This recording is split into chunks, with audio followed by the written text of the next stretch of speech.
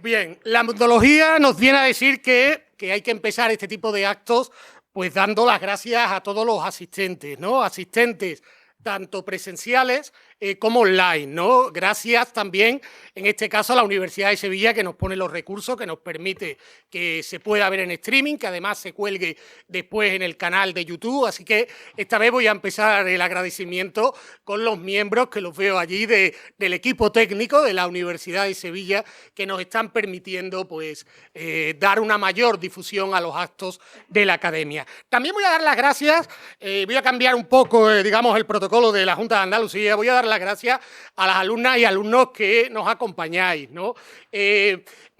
Simplemente deciros que cuando yo era alumno, de vez en cuando pues, asistía también a conferencias de este estilo, ¿no? Y me permitieron, pues, muchas veces conocer a grandes economistas que no daban clase en esta facultad, ¿no? Todavía recuerdo al profesor Fuentes Quintana, con esa voz que tronaba en el desierto, el profesor Velarde, el profesor Rojo, que nos visitaban. Son como píldoras en las que vais a ver a otros grandes profesores españoles que, bueno, pues van a hacer una labor de difusión que os va a encantar seguro. Quiero también agradecer a nuestros patrocinadores, ¿no? Hoy terminamos el ciclo de conferencias con Iberdrola, veníamos en este curso académico de empezar con la colaboración con Caja Rural, después con el Santander, y ahora vamos a seguir, el siguiente grupo será con Unicaja y en la Universidad de Granada. Pero estamos ya también negociando con otros patrocinadores y pronto amenazamos con volver aquí a la Facultad de Económicas, ¿no? Creo que ha sido un éxito. No hace falta ser ningún modelo microeconométrico, ningún average Streetman Effect para ver que estas conferencias, pues también sumando no solo las asistencias, las visualizaciones, la presencia en prensa. Y ahora sí que voy a agradecer a algunos de los asistentes su presencia de forma individualizada y voy a empezar con nuestra viceconsejera de Economía, Hacienda, Fondos Europeos, Amelia. Muchísimas gracias por acompañarnos. Sabes que esta academia, que además entre sus fines pues está a colaborar, ¿no? Lo dicen nuestros estatutos publicados en Boja, pues es colaborar con las administraciones de la Junta de Andalucía, y sé que contigo siempre tenemos las puertas abiertas y me gustaría pues aprovechar este momento para agradecértelo, ¿no? También, bueno, hay otras personas que a lo mejor son bueno, pues nuevos en estas sesiones y voy a hacer un especial hincapié en Juan Manuel Perales, que es del grupo Yolí. Es además, os recomiendo, pues sé que muchos de vosotros no sois aficionados a informaros a través de los periódicos, pero más de TikTok y este otro tipo de modelos de información que hoy existen, ¿no? Pues Juan Manuel claramente es uno de los grandes periodistas de política, además, de Andalucía, y además me gustaría agradecerle en su persona, bueno, pues la colaboración tan estrecha que estamos teniendo con el Grupo Yolí, que está dando difusión a todos nuestros actos, independientemente de la provincia que sea. Te ruego le transmita mi agradecimiento a Pepe y a David, ¿no? Y bueno, ya terminado esta fase de agradecimientos iniciales, pues le voy a ceder la palabra, ¿no? Y también agradezco que se encuentre entre nosotros a Lorena, viceconsejera de Universidades y compañera de fatigas en la legislatura anterior, ¿no? Una gran profesional que ha asumido ya diferentes responsabilidades en la administración de la Junta de Andalucía y que ahora podríamos decir que también, porque las academias andaluzas, pues estamos adscritas a la Consejería de Universidades, ¿no? Agradecerle hoy su presencia, agradecerle también la sensibilidad que tiene con nuestra academia y agradecerle también que, bueno, pues hayan empezado, que hayan sido valientes, ¿no? Nos han comunicado pues un nuevo un proceso, digamos, de reflexión para ver, bueno, cómo financiar mejor a las academias, ¿no? Creo que es el momento de asumir que si queremos academias andaluzas y no solo academias locales, y que realmente sean andaluzas en el sentido de que no sean academias solo de Sevilla, sino que tengan actividad en las distintas provincias, pues este proceso esperemos que dé unos resultados que nos permita seguir creciendo. Muchísimas gracias, Lorena, y te cedo la palabra. Nada, decía que al revés, que muchas gracias a la Academia de Andaluza de Ciencias Regional, a esa academia que reúne a todo el territorio andaluz y a la persona de su presidente, de José Ignacio. Saludar a mi compañera Amelia Martínez, la viceconsejera de Economía y Hacienda y Fondos Europeos, que tantos pesares nos llevamos y tantas risas de vez en cuando. Igualmente al director de estudios de FUNCA, a Santiago Carbó, que en la conferencia de día de hoy de la economía y el sistema financiero español en un entorno global convulso, que creo que todos estamos deseando de escuchar, porque desde luego lo de convulso es real con esa digamos, solicitud de la Unión Europea de incremento de gasto de defensa y ese entorno en el que nos encontramos tan inestable. Y esa afectación al sistema financiero, a Antonio de Iberdrola y al resto de asistentes y al resto de los académicos. Buenos días a todos. Yo no me quiero extender porque la verdad que queremos escuchar al protagonista de hoy, pero sí no quiero dejar pasar la oportunidad de aprovechar para ensalzar la labor que realizan las academias, las reales academias que tenemos en Andalucía, de divulgación, de estudio y de reflexión, tanto en áreas científicas, en áreas artísticas, en áreas literarias, y esa importante labor que realiza esa red de academia que tenemos en Andalucía no solo es apoyada por el Gobierno andaluz con palabras, sino que, como ha comentado José Ignacio, sino que contribuimos a ese apoyo financiero de toda esa red de academia. Incluso en este presupuesto de 2005 hemos incrementado ese presupuesto anual en un 10%. En cuanto al contexto económico en el que se enmarca en esta conferencia, sé que es un contexto económico más global en relación a Andalucía.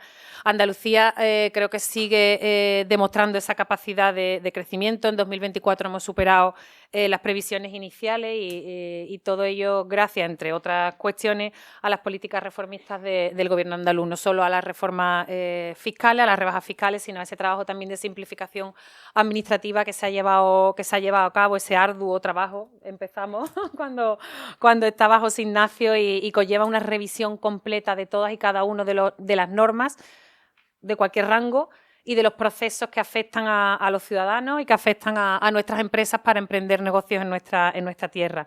Y eso al final implica un entorno institucional tranquilo, un entorno institucional favorable que hace que nuestras empresas quieran estar aquí y que sobre todo fomentemos también la inversión extranjera, ¿no?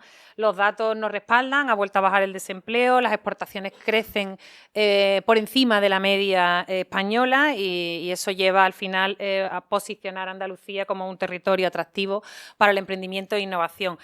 En el ámbito de innovación, que es una de las políticas que llevamos en nuestra Consejería de Universidad, Investigación e Innovación, la inversión que se hace en defensa redunda mucho en la innovación de nuestra tierra. Normalmente son tecnologías que se pueden aplicar en otros entornos. En el ámbito de la defensa está muy relacionado con el ámbito aeroespacial. Lo habéis mucho escuchado con la indeseada guerra de Ucrania, el uso de los drones.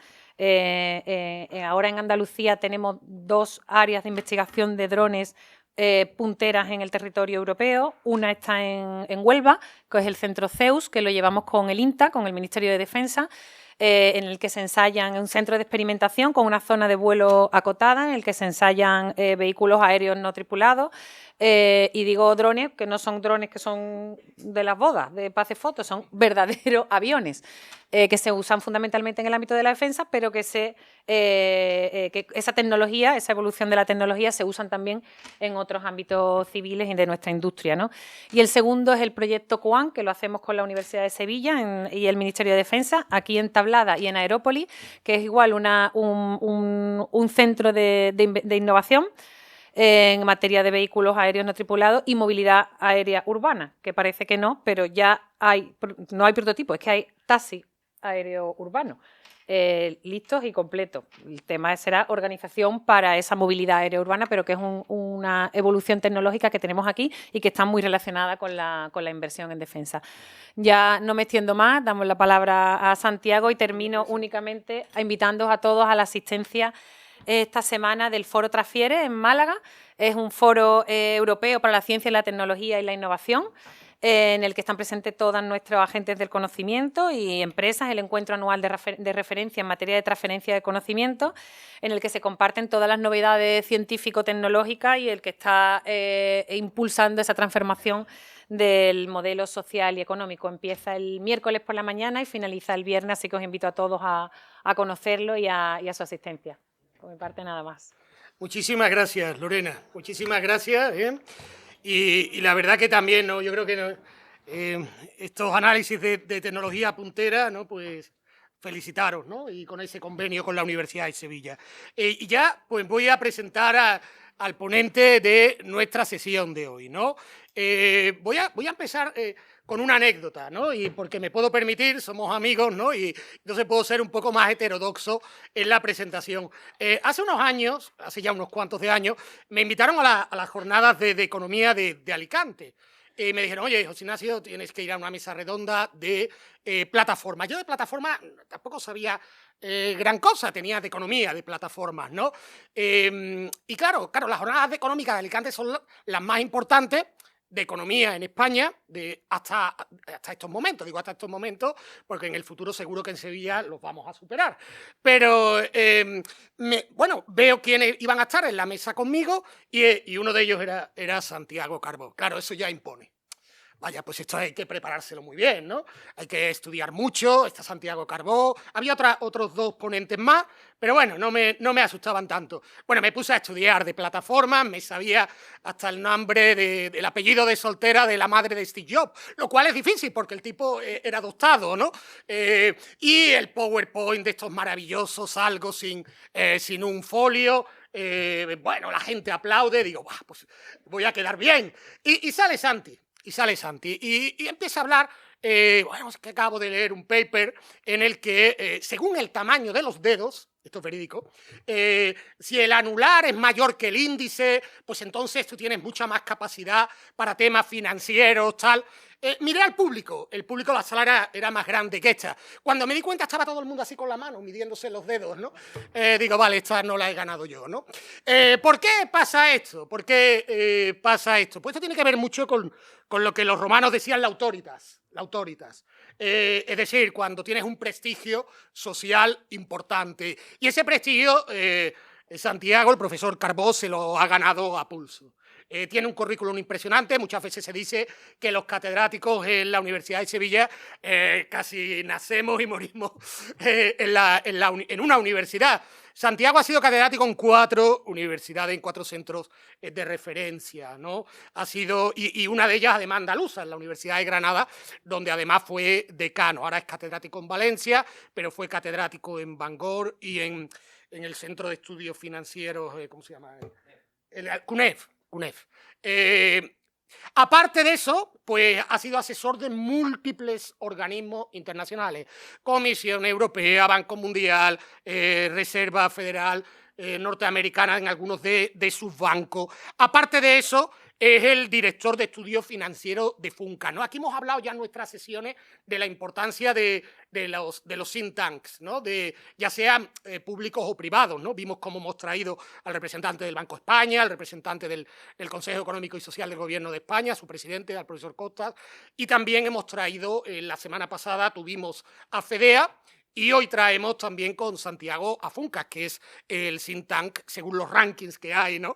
Pues el más influyente ahora mismo en la sociedad española. Y eso también es gran parte debido al papel del profesor Carbó. El profesor Carbó, además, es posiblemente ahora también el economista con mayor capacidad de difusión, de transferencia de ese conocimiento. Lo podéis leer en El País, La Vanguardia, 5 días, bueno, prácticamente en El Mundo, en ABC también ha publicado.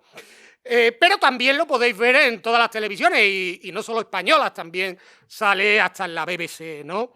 Pero aparte de todo eso, es un profesor que está estrechamente y sigue estrechamente vinculado con Andalucía. Por eso no hay que darle la bienvenida porque esta es su casa, ¿no? Antes he dicho que fue catedrático en Granada, que fue decano allí. Es académico de número de la Academia de Ciencia Regional, luego es compañero nuestro.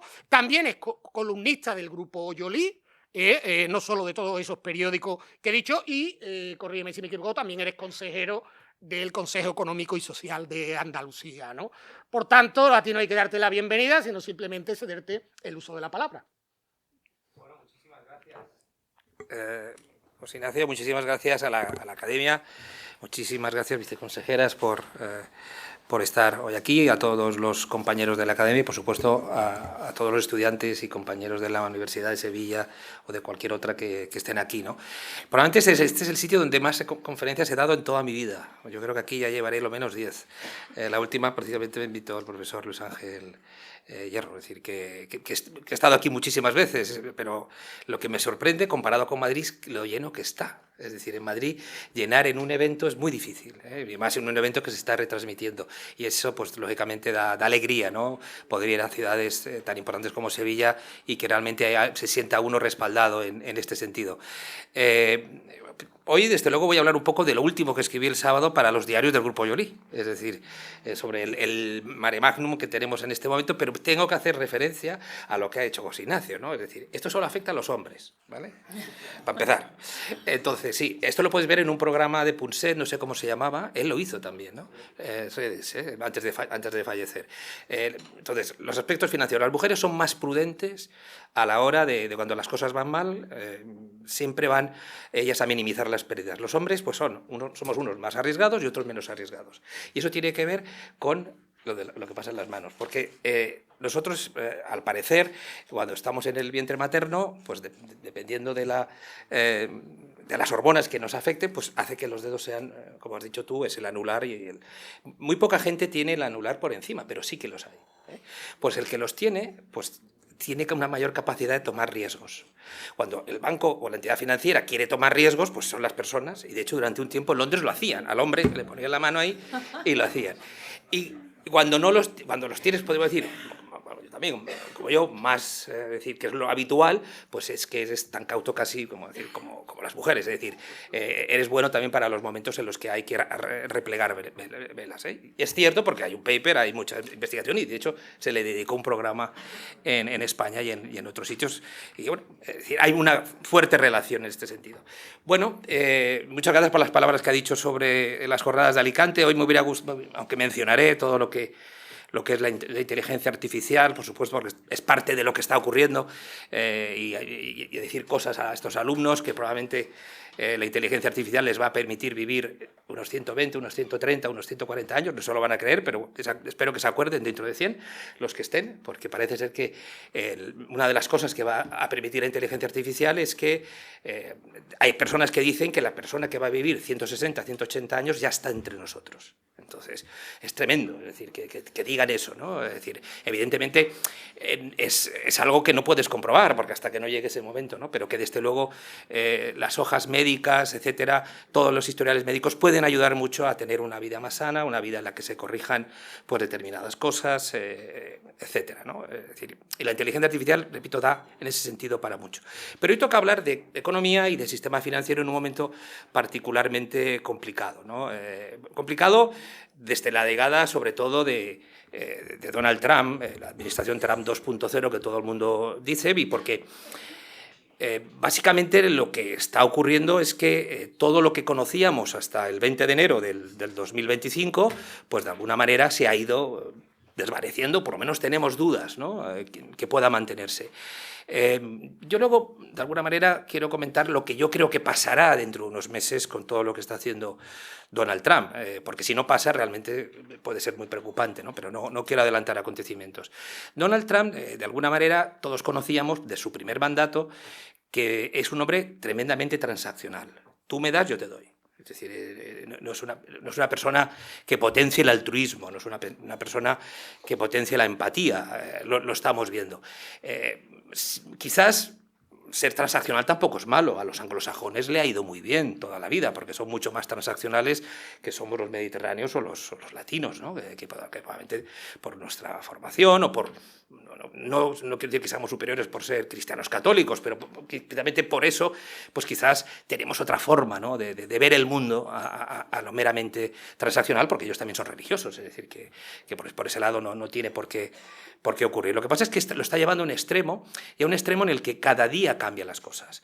Eso al principio podía tener gracia, yo creo que lo está haciendo, ese tipo de anuncios tan aparatosos, todo ocurriendo en el despacho Oval, que no ha ocurrido nunca.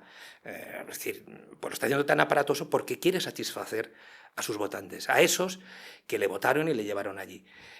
Porque yo creo que les va a ir decepcionando poco a poco. Es decir, porque al final algunas de las cosas no va a empezarlas a cumplir. Ahora diré yo creo que por qué, ¿no?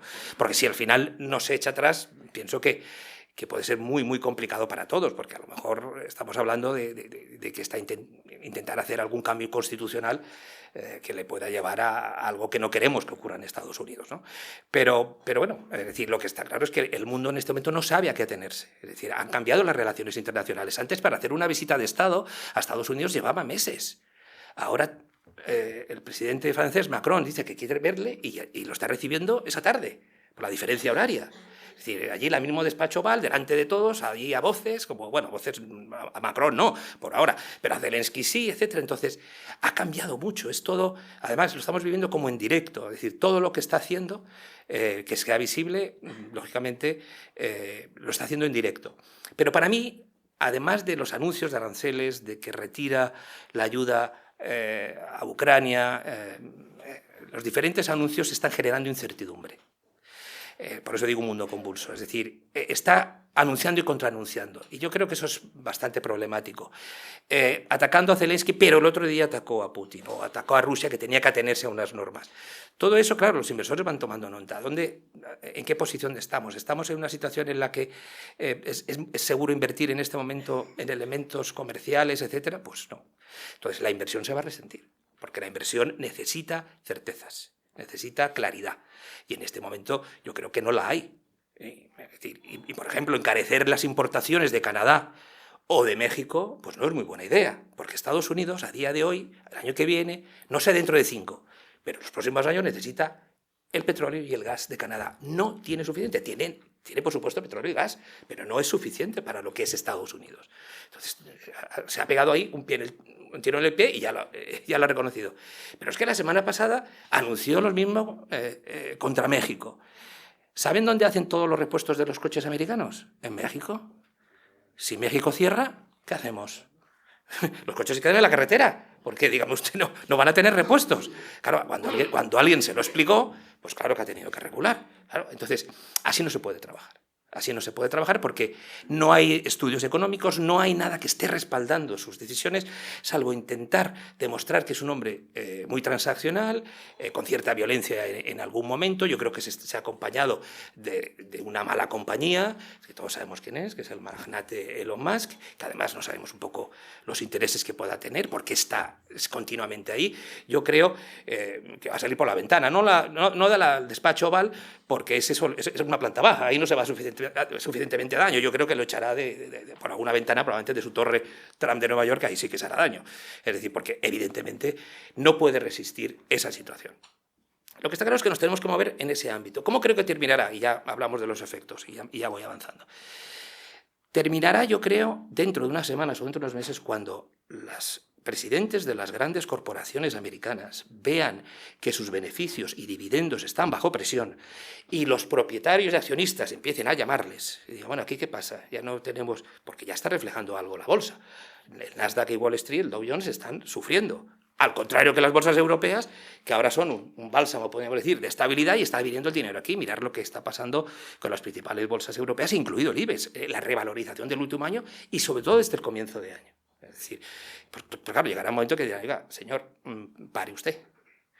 Si no les hace caso, entonces yo ya no sé a dónde vamos, porque entonces ya estamos en manos de alguien que no controlamos.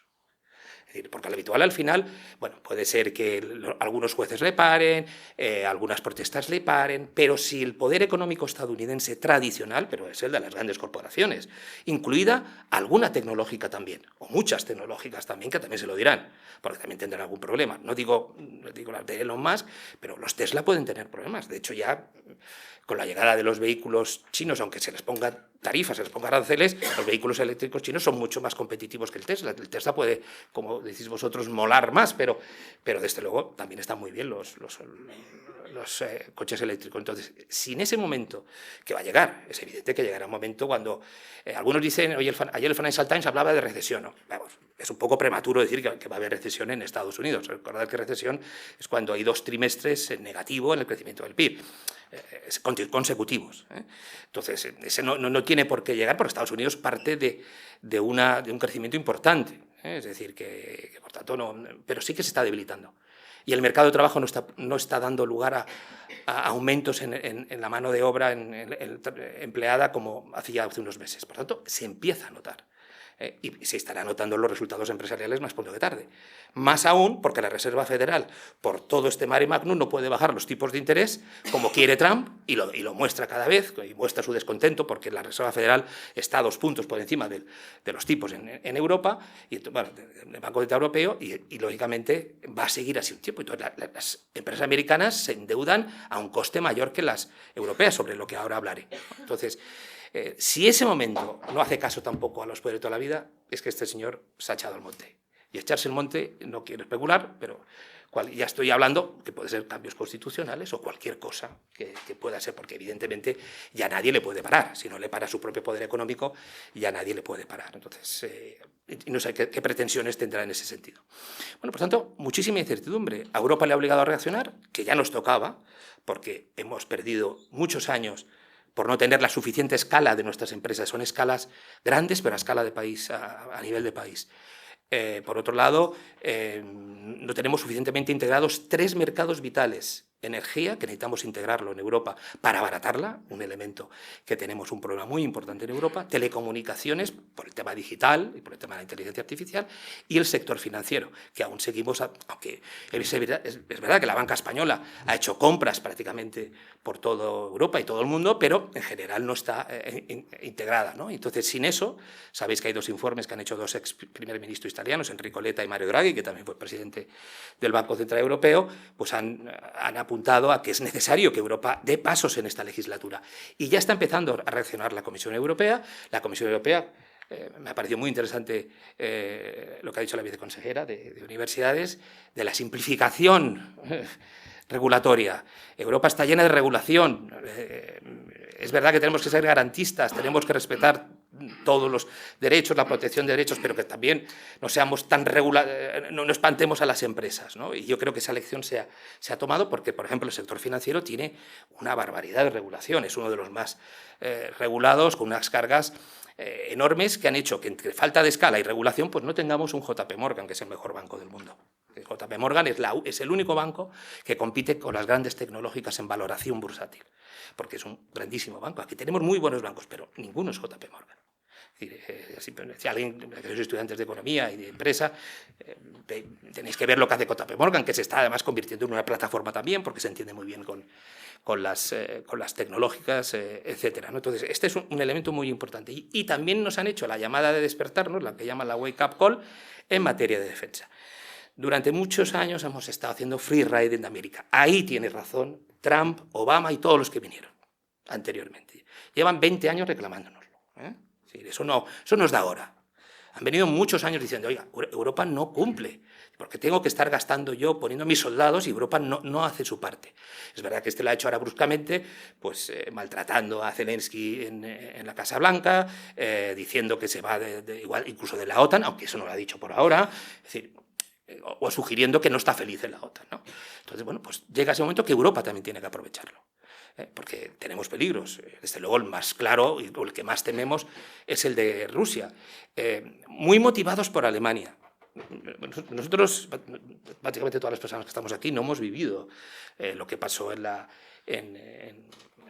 Guerra Civil, sino luego en la Segunda Guerra Mundial. Pero desde la Segunda Guerra Mundial, Alemania sueña tiene pesadillas sobre los rusos entrando hasta Berlín. Los de hoy también.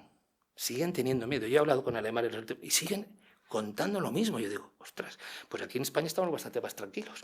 Es decir, ellos tienen un temor. ¿Por qué Alemania ha reaccionado tan deprisa a aumentar su gasto en defensa, su gasto público? ¿Por qué ha reaccionado? Porque ellos siguen teniendo, en la parte de atrás de su cerebro, siguen teniendo ese gran miedo a que lleguen los rusos hasta Berlín. Berlín, bueno, y más. Berlín está bastante hacia el este, ¿no? Es decir, y aquí no tenemos ese temor, es verdad que estamos 1.500 o 2.000 kilómetros más para allá y tenemos nuestros propios temores, probablemente en el sur, pero que, desde luego, Europa tiene que hacer algo. Porque Estados Unidos, y en esto le doy un punto, no a Trump, a todos los presidentes americanos que fueron llamando, Trump en su primera fase también se lo dijo a Angela Merkel en una reunión muy tensa, dijo, pero es que vosotros tenéis que aumentar el gasto en defensa. Y ahí España tiene un problema, porque España tiene que aumentarlo más. Se ha aumentado, ¿eh? Es decir, España no es que no lo haya aumentado, pero tiene que aumentarlo más. Falta consenso político, pero supongo que por diferentes medidas tendremos que irlo haciendo, porque si no, por lo que oigo, pues igual nuestro presidente del gobierno puede ir a las siguientes reuniones, pero si no tiene carne para el asador, no sé el peso que va a tener en esas reuniones, si es Francia el que pone el dinero, si es Alemania el que pone el dinero, si es Canadá, que también está invitada, Noruega, es decir, son los demás, y Gran Bretaña los que ponen el dinero. España también, como país grande, tiene que tener una hoja de ruta clara, que aún no la tenemos, pero que yo entiendo que se cumplirá, porque no nos queda en ese sentido otro. Bueno, pues este es el entorno. Un entorno en el que también teníamos un proceso de inflación, que ahora comentaré, que parece que ha ido respetándonos en los últimos meses, pero que no se ha ido del todo. Bueno, la visión general. ¿Va bien la economía? Vamos a hablar de eso un poco. Las tres están relacionados. La macroeconomía española va bastante bien. La macroeconomía. Estamos creciendo más que el resto, ahora veremos las razones. ¿Se percibe? Pues va por barrios. Es decir, muchos jóvenes no lo percibís, porque no tenéis un acceso fácil a la vivienda, porque sabéis que a lo mejor los salarios cuando entréis en el mercado laboral serán bajos, motivado quizás por la productividad, pero también porque nos hemos convertido en una economía en la que los salarios son más bajos. Pero es que todo es más bajo. ¿Por qué se está comprando tantos pisos en Madrid, en Barcelona, en Sevilla, en Valencia, en Málaga? Porque son más baratos que en Londres. El mercado inmobiliario se ha hecho global. Entonces, cuando ya los de Londres son prohibitivos o ridículos, los de París son ridículos, pues han venido a España, un país estupendo, eso tenemos que reconocerlo, y que tiene 5 o 7 ciudades muy buenas, muy bien conectadas con el resto del mundo, donde los activos inmobiliarios, los restaurantes, todo es mucho más barato. Porque algunos restaurantes de Sevilla o de Madrid nos parecerán carísimos, pero pensar en un americano cuando va a Nueva York o en un londinense cuando va a comer a Londres. Comerá mejor parecido, porque los buenos restaurantes de esos países también se come muy bien, pero esto luego no tiene nada que ver. Entonces, España tiene, después de la pandemia, una demanda que no sabemos hasta dónde llegará. Y es una de las cosas que explica todo lo que está ocurriendo, porque queremos impedir que compren viviendas, pero estamos en un mercado libre. Lo que tenemos que hacer es construir viviendas. Es decir, hay que empezar a dar más visados, hay que empezar a mover eso, porque realmente van a seguir viniendo, salvo que se les impida materialmente, ¿eh? Porque es así. Es decir, nos hemos encontrado con ese viento de color clarísimo. Entonces, la macroeconomía va bien, y eso hay que reconocerlo, porque si no, pues, lógicamente ya no entendemos de macroeconomía. Pero, ojo, lo que luego afecta a las personas, pues igual la percepción no es tan buena, como ahora comentaré. Bueno, en cualquier proyección, no sé si luego se pondrán las transparencias, España compara muy bien, tanto para el 2024, el año pasado, que crecimos el 3. Estas son lo que dijo el Fondo Monetario Internacional hace un par de meses, no ha vuelto, en abril ofrece otra vez, y estamos por encima, y este año también. Es decir, y Estados Unidos pone 2,7 ahí, 2,3, España le superará a Estados Unidos seguro, como ya ocurrió el año pasado, ¿no? Porque es que tenemos unos vientos de colas muy fuertes que ahora quiero comentar. Bueno, entonces, la economía española continúa mostrando ese crecimiento. ¿Por qué crecemos tanto? ¿Y por qué los españoles percibimos poco? Ya lo hemos comentado por qué. España está en una especie de círculo virtuoso de todos los vientos, ¿eh? Primero, por la razón que sea, estamos siendo uno de los países que estamos teniendo más inmigración de personas que se amoldan bien a nuestra sociedad. Ojo, ¿eh? No solamente tenemos 700.000, 800.000 en términos netos viniendo a España, sino que son además, hablan la mayoría nuestro idioma y se amoldan muy bien a nuestra sociedad. Eso lo decía el Financial Times. ¿Por qué en España? Porque claro, vienen personas que hablan castellano, con capacidades digitales o de otro tipo, y se amoldan muy bien. También, desgraciadamente, se amoldan unos salarios más bajos. Por eso también las empresas extranjeras están desviando aquí, es decir, siguen a lo mejor estando en Frankfurt, pero descentralizan aquí los servicios. Se pueden hacer online perfectamente. Poner aquí una filial o lo que sea y se hace perfectamente. Son personas que trabajan aquí, claro. Entonces, ese es un viento tremendo, que por ahora no ha parado. Si para es por otras razones, pero puede parar si no creamos vivienda. Porque llegará un momento que las empresas dirán, oye, ya no puedo traer a más, ni voy a aceptar a más, porque no puedo buscar un sitio para trabajar. En algunos sitios ya es muy difícil, en las islas. Es muy difícil, por ejemplo. Pero pronto, yo creo que en Madrid, en Málaga, en Valencia, yo creo que va a ser un problema. En Sevilla probablemente también. Es decir, en todas las ciudades que están atrayendo inversiones, pero...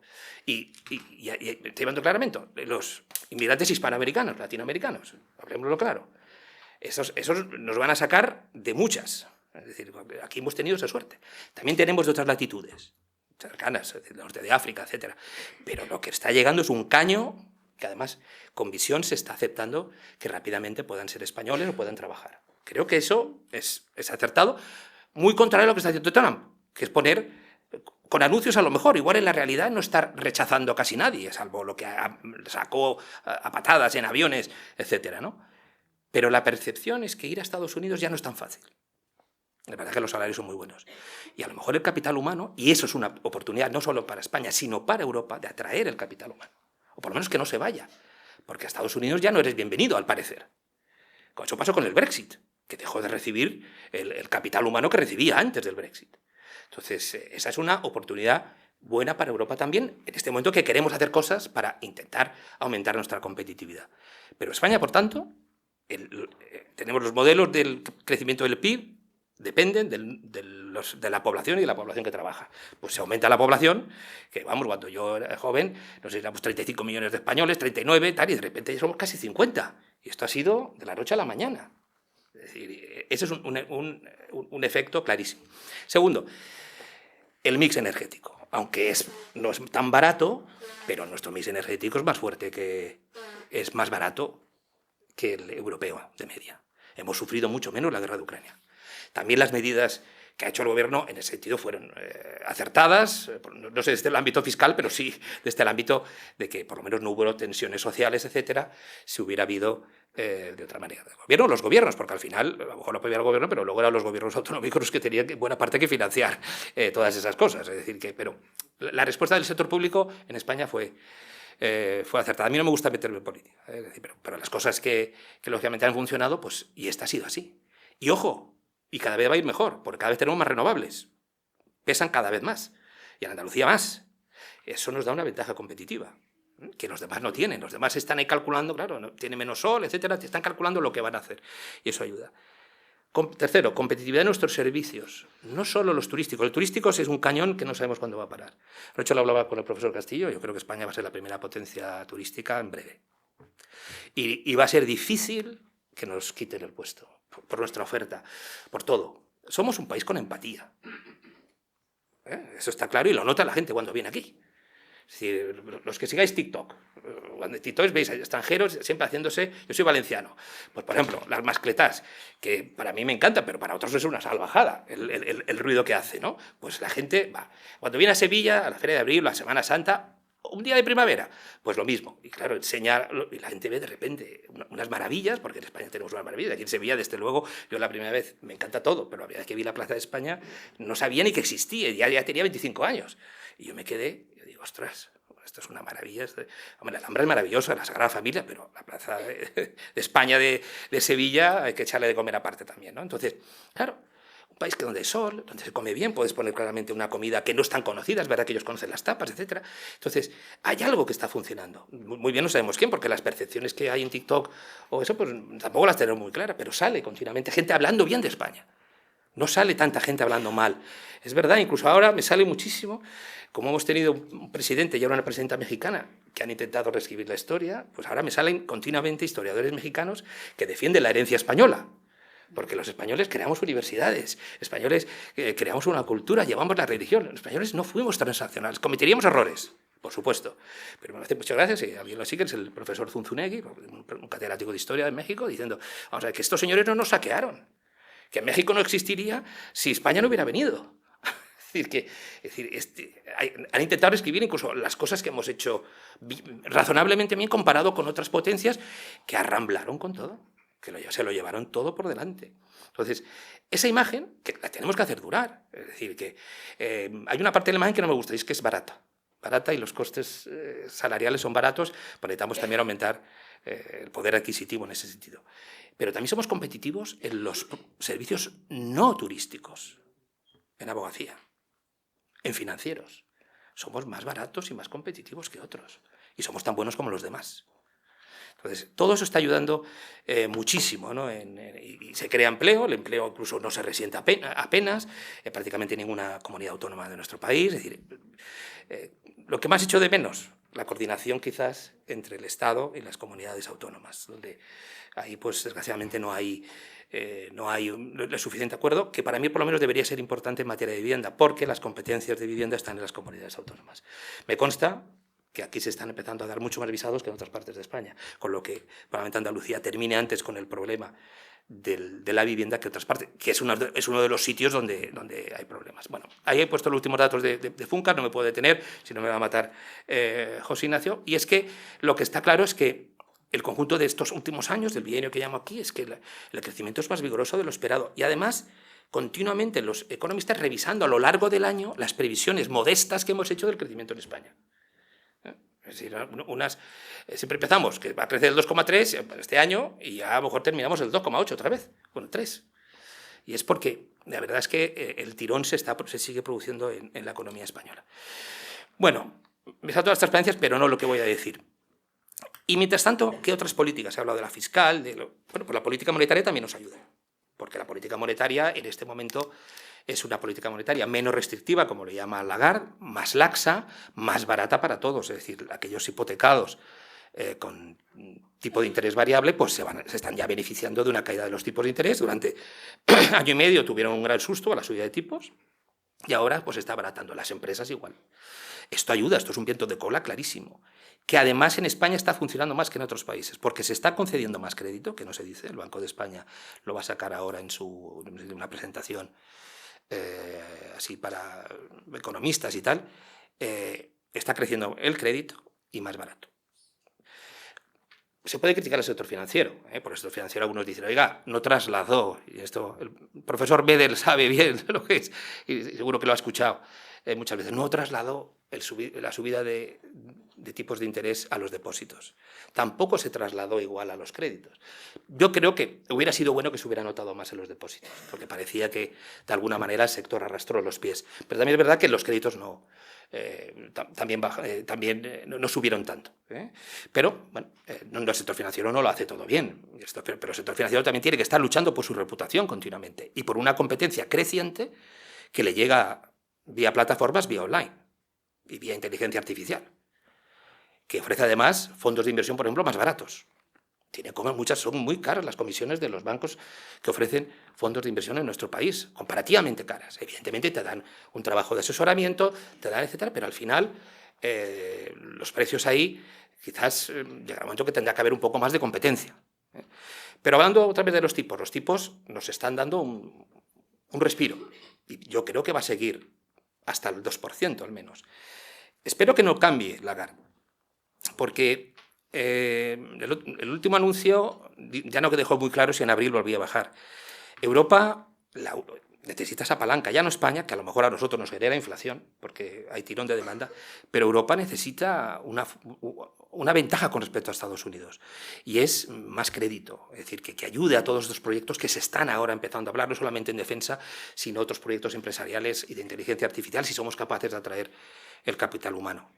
Diréis, bueno, pero claro, si bajan mucho los tipos, el dólar será más caro, porque lógicamente el tipo de interés en Estados Unidos atraerá más capital, porque allí la retribución por los tipos de interés más altos pueden ir hacia allí, que eso es lo que ha ocurrido en los últimos 10 años. El capital ha ido de Europa a Estados Unidos, a lo mejor motivado por los tipos durante un tiempo, pero sobre todo porque hay una diferencia de productividad. y de crecimiento de las empresas brutal, quizás ya excesivo, de las Nvidia, Google, Meta, que ya no tienen ese recorrido, de hecho pues están un poco tendiendo a la baja, incluso con una caída desde el comienzo de año incluso significativa, ¿no? Porque igual ya no tienen ese recorrido y porque valían demasiado. Es que para el caso de Tesla, por ejemplo, hacían falta, no sé si 35 o 50 años para decir, a los beneficios actuales para recuperar la inversión. Eso es inviable. Eso no es lo suficientemente atractivo para un inversor, ¿no? Sí, sobre todo si de repente las perspectivas se le hunden y, oye, ya no se van a vender tantos Teslas o así, ¿no? Entonces, en ese sentido, el que el dólar se encarezca pues puede dañar las importaciones americanas porque ellos producen en dólares pero también es cierto, y las hace menos competitivas, pero nosotros compramos la energía en dólares. Habría que ver el efecto neto, habría que verlo.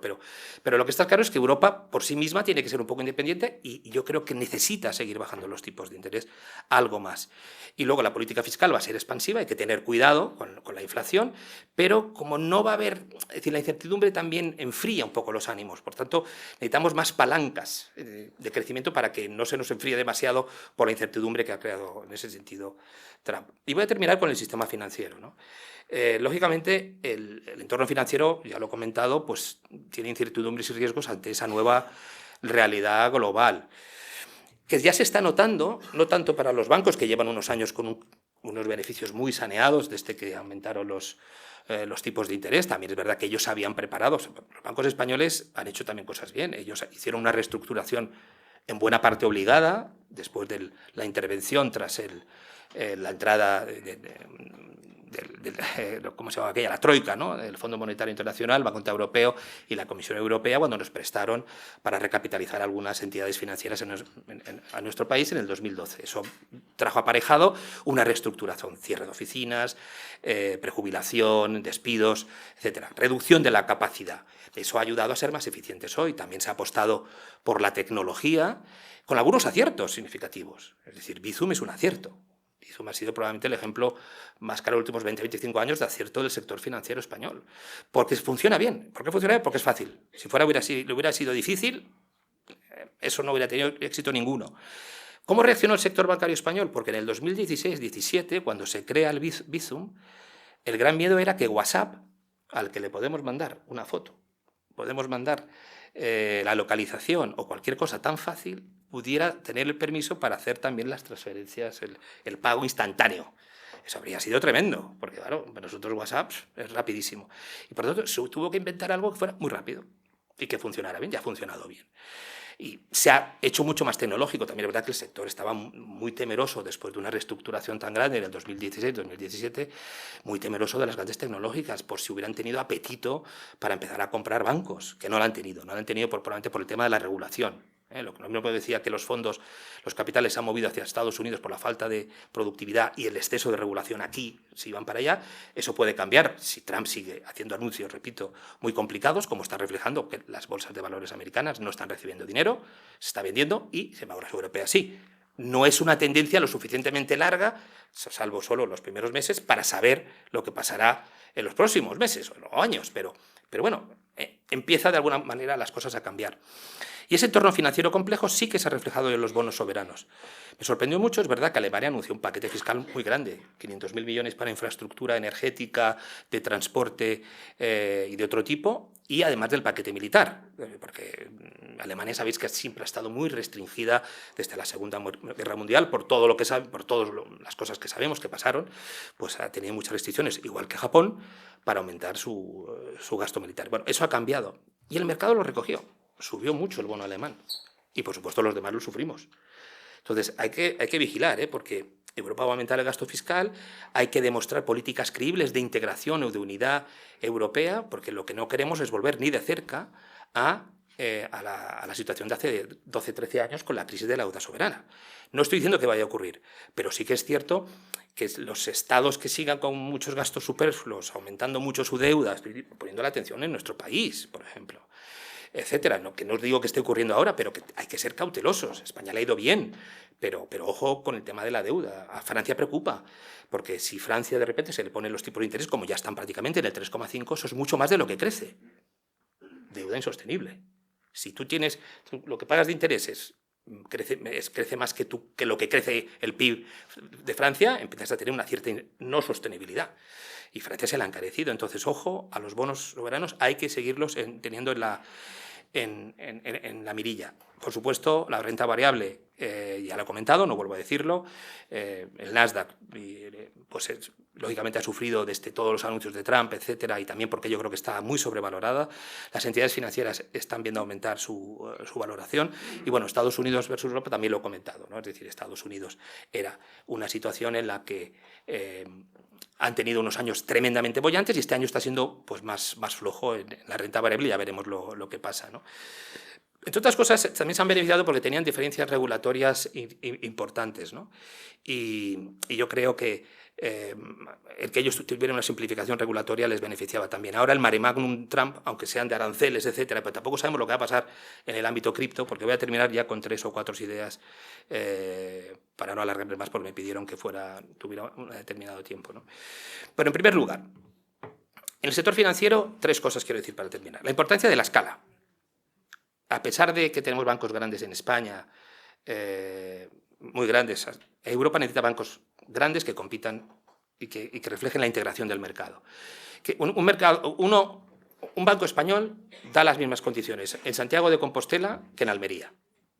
Pero un banco alemán que trabaja en Alemania y un banco español que trabaja en España, no. Entonces necesitamos que traten Europa como si fueran provincias. Es decir, que todo ocurra, podríamos decir, en el aparato digestivo del banco. Yo creo que es importante. Entonces, hay que superar las reticencias nacionales. Que luego Alemania y Francia son los que ponen más pegas, porque Unicrédito ha querido comprar el Commerzbank y no le está dejando. No le está dejando el gobierno alemán. Una cosa es predicar y otra dar trigo. Pero está claro que la escala es necesaria. Lo digo por la lectura, por ejemplo, de la fusión BBVA-Sabadell. Es decir, ¿por qué el BBVA quiere? Porque hace falta escala, tarde o temprano. Es verdad que también la Sabadell está en el Reino Unido, ¿no? Segundo, la tecnología. Va a ser clave la inteligencia artificial. La inteligencia artificial tiene que facilitarnos en el sector financiero a los usuarios un mundo mucho más cómodo. No el metaverso y eso, sino que rápidamente el chat o el bot con el que estemos hablando nos resuelva los problemas.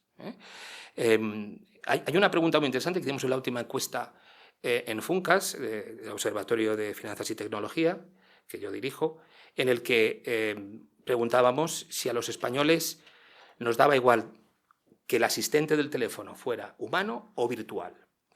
Bueno, pues para todos los menores de 60 años nos da prácticamente igual.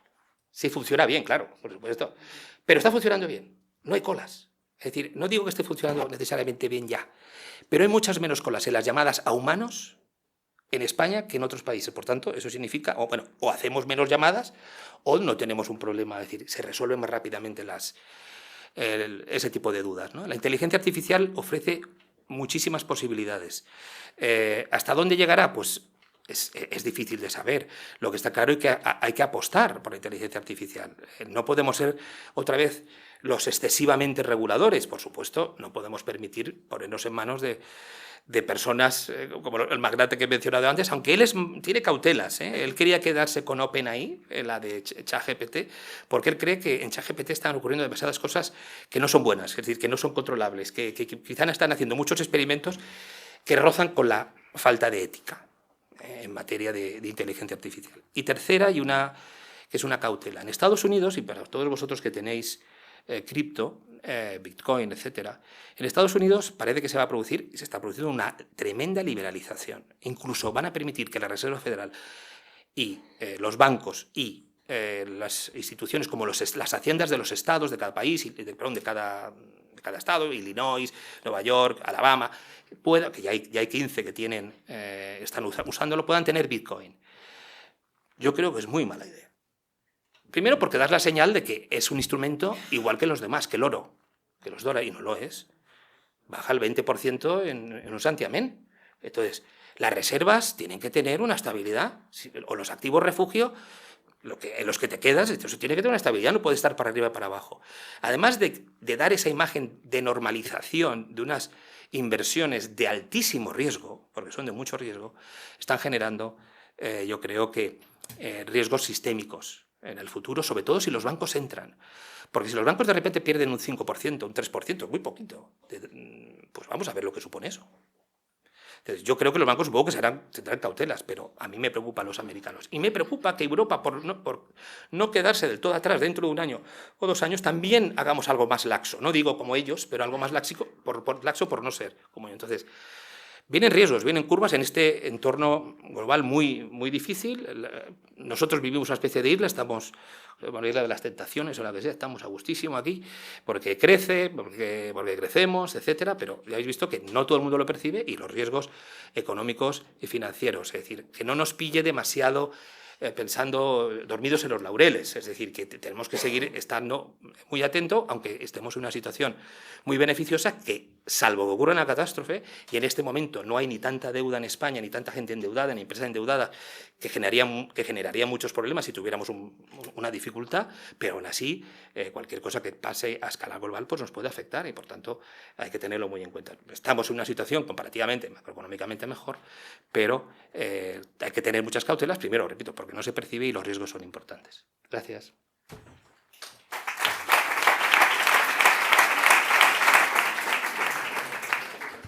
Pues muchísimas gracias al profesor Carbó por su exposición. Abrimos un turno de preguntas. Yo creo que hoy el tema es lo suficientemente amplio para que algún alumno se anime a preguntar. Algún alumno, alumna valiente que tenga alguna cuestión que plantear, y si no, bueno, pues los profesores y académicos que estamos aquí presentes y resto de invitados. Profesor Marchena. Muchas gracias por la conferencia, querido académico y amigo Carbó. Muchas gracias. Te voy a hacer una pregunta que creo que es más de deseo que realidad. ¿Están descontando los mercados financieros la incertidumbre?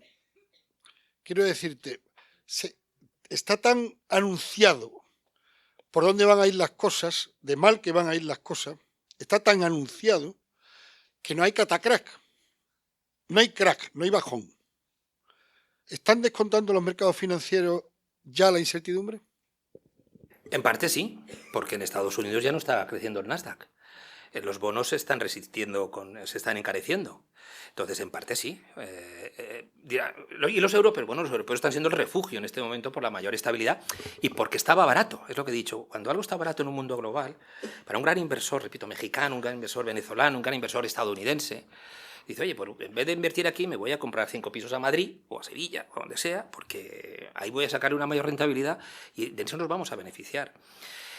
Yo el catacrack puede ocurrir, yo no digo que no, porque algunas de las empresas de inteligencia artificial o de productora de microchips como Nvidia o las otras, están hipervaloradísimas. Entonces, en cualquier momento, hoy probablemente algunos inversores ya han tenido vértigo, ya han dicho, vamos a empezar a salir un poquito.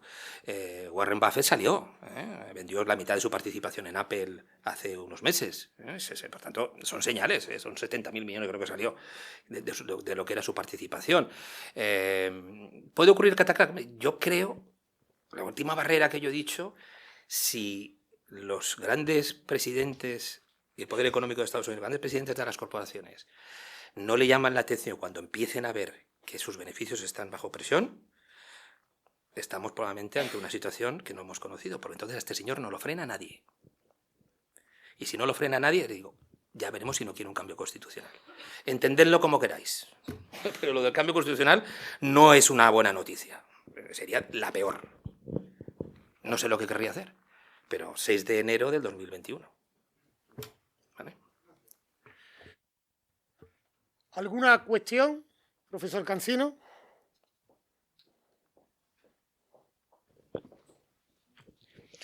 Bueno, en primer lugar, felicidades por la iniciativa y sobre todo por la conferencia. Mi pregunta está dirigida a la posibilidad de financiar otra vez con bonos europeos, en este caso el gasto extraordinario que se cifra en defensa en torno a los 800.000 millones, que por cierto es curioso que es la misma cantidad que se cifró para poner en marcha las recomendaciones del informe de Draghi.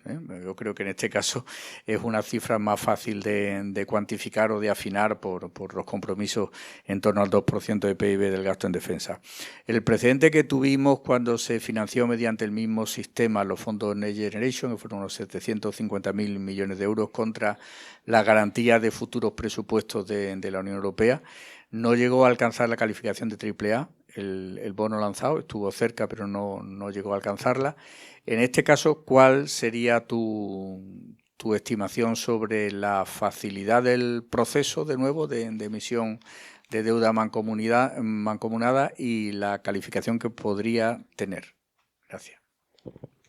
Bueno, gracias por la pregunta. Lo primero es que hay que ver qué se va a permitir. La presidenta de la comisión el otro día dijo que la utilización de un fondo conjunto estaba por ver y que podía ser, no sería lo sustancial, que iban a recurrir a los presupuestos de cada país, fundamentalmente. ¿Qué creo que puede lograr España? Pues todos los Next Generation no utilizados, buena parte los reviertan ahí, que yo me temo que para darle otro destino, si no sabemos darle destino, pues se lo demos a eso. Oye, que estamos hablando entre fondos a fondo perdido y préstamos con bajo tipo de interés de una cantidad muy notable, probablemente supera incluso a lo que podemos hacer. Entonces, ahí sí que puede que avancen. Crear fondos para eso, mientras haya de los Next Generation, pues ya lo dijo Úrsula, yo creo que también quieren compromisos firmes de los gobiernos, ¿no? Porque, como dices tú, una emisión sufriría, más en un contexto como el actual, que ya estamos viendo que no sabemos qué puede pasar con los bonos soberanos de algunos de los países más emblemáticos. Pueden sufrir un poco en los próximos años ante la presión en sus presupuestos. Quizás el Tesoro alemán no, porque ese pues, siempre está muy saneado, ¿no? Pero los demás. Entonces, creo que por ahora han sido muy cautelosos, pero no hablan, bueno, no lo descartan, pero no hablan de eso, sino más bien de utilizar los Next Generation, que en el caso de España, por ejemplo, sería la solución que le vendría bien a un gobierno que probablemente no tiene los suficientes apoyos en su interior para poder llevar adelante esto. Amelia. Bueno, sí es verdad que los Next Generation son 700.000 millones de euros que nos han impactado lo que tenía que ser.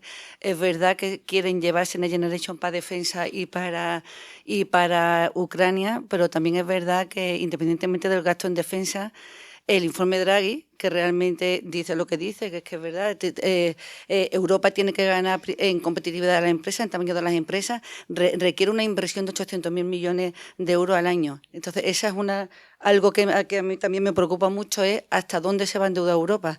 Los estados sabemos cómo está, Alemania sabemos cómo está, Francia sabemos cómo está. Si es verdad que se necesita 800.000 millones de euros en inversión, dicen pública-privada, pero va a ser pública, ¿hasta qué límite tiene Europa para endeudarse? Los NES son 700.000 millones de euros, parte de los NES iban a ir para Ucrania, pero claro, estamos hablando de que Draghi dice 800.000 millones de euros en inversión público-privada anuales. ¿Hasta dónde puede? Otra cosa que hay también ahora es, como sabéis, la política de cohesión está siendo debatida ampliamente en Europa. Hasta julio no sabemos si el marco 2834 va a haber algo para políticas de cohesión. Entonces, no sé, yo veo un poco que estamos en una gran incertidumbre aquí en Europa por el límite del endeudamiento y lo que se necesita para aumentar la competitividad ahora de nuestras empresas. Muchas gracias. Yo creo que ella lo ha puntualizado suficientemente bien, que tiene mucha más información.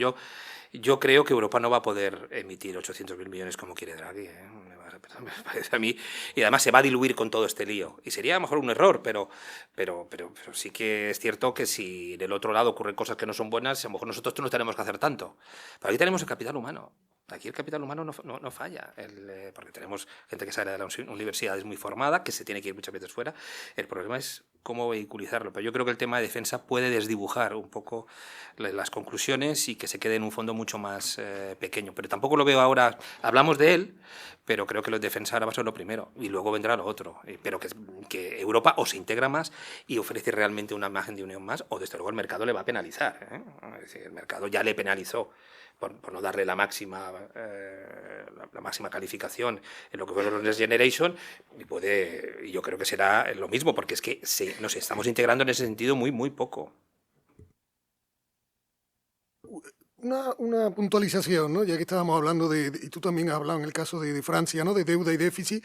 ¿Qué piensas tú, no? Cada vez hay más papers que vienen a relacionar la inflación, no tanto con la política monetaria, con la masa monetaria, sino con los superávit futuros o déficit futuro.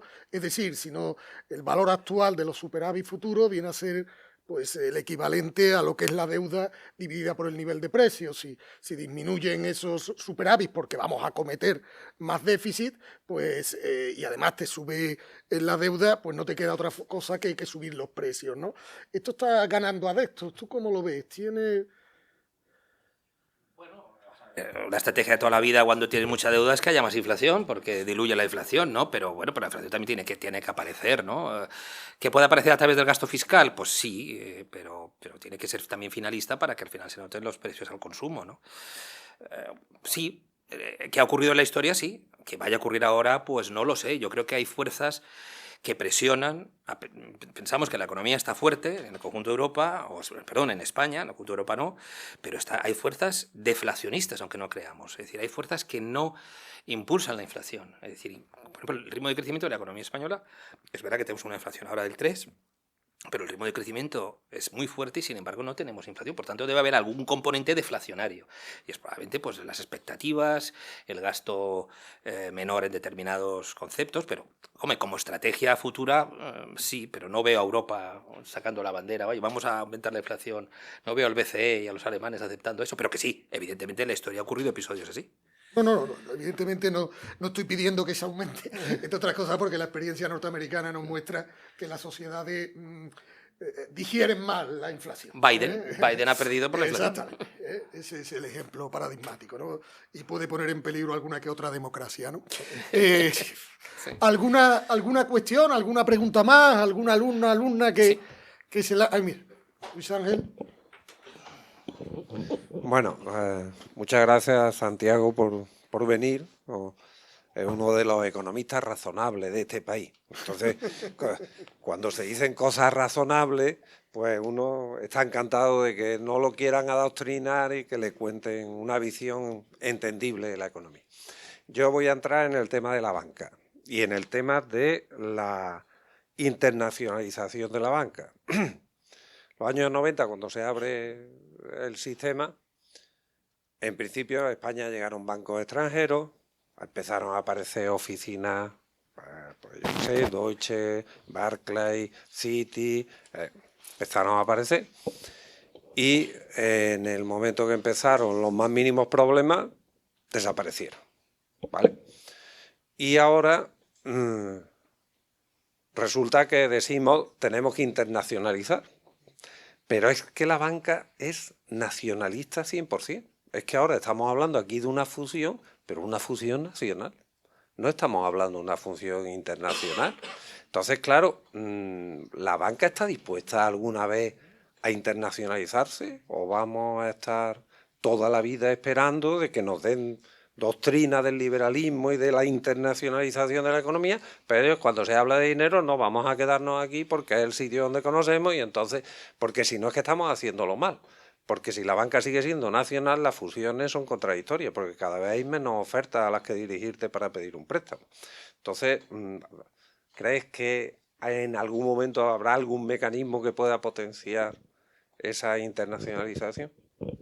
Es difícil, sí, la integración, una mayor integración, pero sí, ahora sí que hay un esfuerzo. Unicrédito está intentando comprar Commerzbank, pero no sé si le van a dejar. Es decir, que sí que hay un esfuerzo.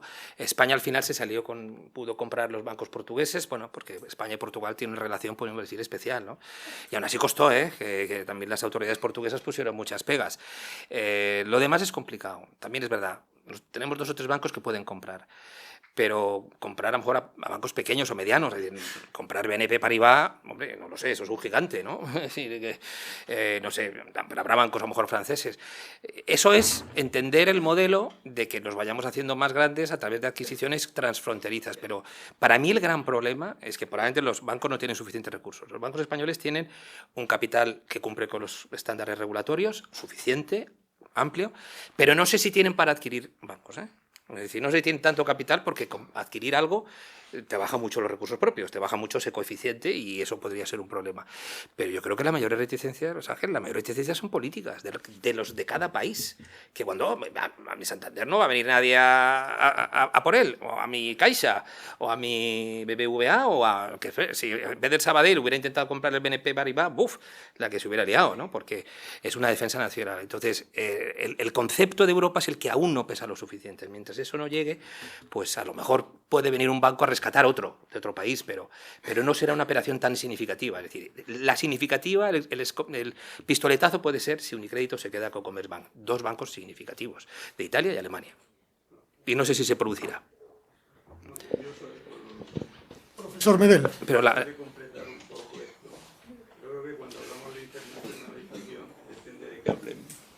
por ejemplo, en España, no de época reciente, vamos, desde la época de Franco, estaba la banca de inversión y la banca minorista.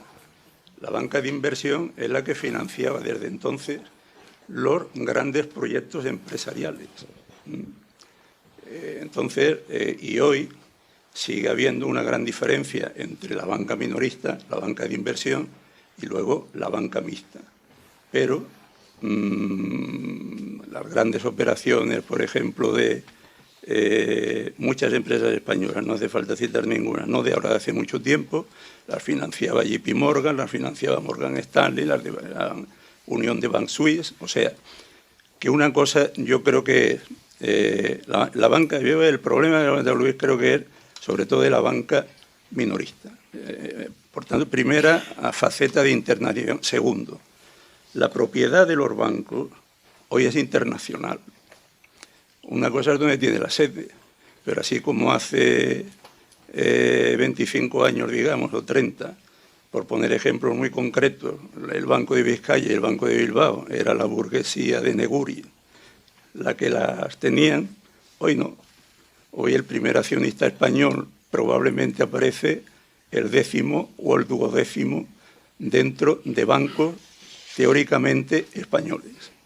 Teóricamente españoles, pues tiene la sede aquí, pero que, tercero, con independencia de incluso a la banca minorista, de su sede, están internacionalizados. Hoy los bancos españoles, no los procedentes de cajas de ahorros, pero los otros, tienen más negocios y muchos más beneficios de fuera de España que de dentro de España. Eso claro que es una internacionalización. Y otros grandes europeos igual. ¿Dónde está el problema? Pues efectivamente se han comprado muchos bancos europeos, han comprado muchos bancos europeos de otras partes de Europa. Quizá no, en algunos casos muy gordos como este, donde influye, entre otras cosas, las participaciones públicas importantes que existen en algunos sistemas financieros europeos. España en eso es una excepción.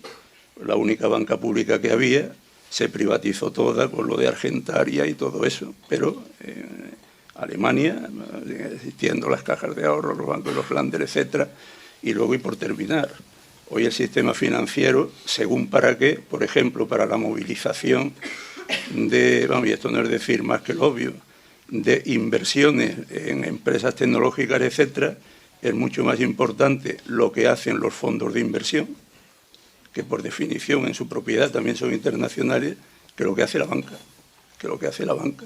Oye, es que no se puede hablar de internacionalización, sobre todo en los sectores que van a generar más productividad si no contamos con los fondos de inversión. O sea que yo creo que depende de qué vertiente de la internacionalización hablemos, pues estaremos con más frío o con más calor, mi opinión. Muy de acuerdo. Es decir, no, yo creo que poco se puede agregar. Que sepáis que el principal accionista es BlackRock. Es decir, no sé qué a comentar. Es el principal accionista de muchos de los bancos españoles y así otras, ¿no? Y evidentemente un aspecto que no da tiempo a hablar es que una gran parte de la financiación hoy ya no viene por los bancos, viene por los fondos de inversión y otras plataformas. Es decir, que también, y compañías de seguro que se pueden hacer.